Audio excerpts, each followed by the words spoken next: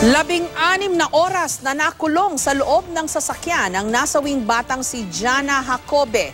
May apela naman ang tumatayong legal guardian ni Jana sa tunay na ina nito. May report si Dano Tingkungko.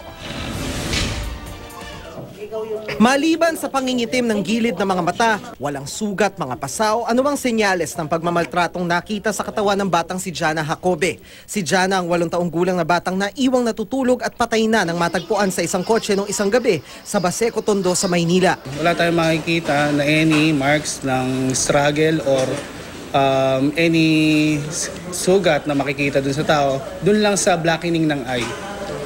This is because dun sa lack of oxygen na rin po.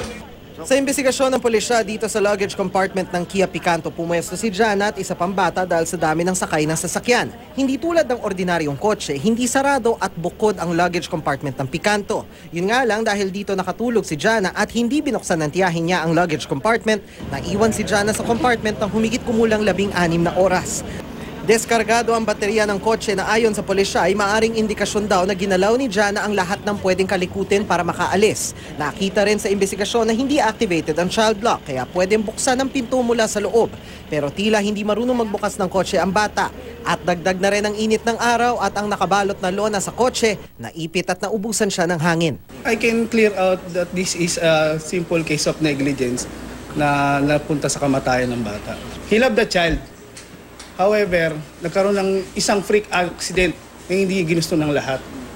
Dahil si Victor Papa ang tumatayong legal guardian ni Jana, siya ang formal na inireklamo ngayong umaga ng negligence and imprudence resulting in homicide. Kahit ano ka man, siraulo ka man, droga ka man, isip mo, anak mo pa rin yun eh. Kahit balik-balik ta rin yung tapos gaganuhin mo.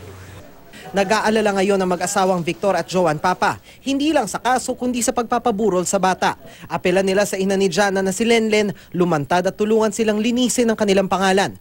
Ayon sa pulisya, kung lalantad ang ina ni Jana, 2 ang pwedeng mangyari sa kaso. Pwedeng siyang tumayong complainant at ituloy ang kaso laban kay Victor na siyang nagkupkup sa bata. Pwede rin siyang tumayong complainant at bawiin ang kaso. Sa kwento ng tiyahin ni Jana, silang mag-asawa na ang nag-alaga sa bata nang mamatay ang ama at iwan na ito ng ina. Kung nakikinig ka man ngayon, maaring kung sa probinsya ka man, pwede ba pumunta ka dito kahit sa huling saglit na lang sa anak mo.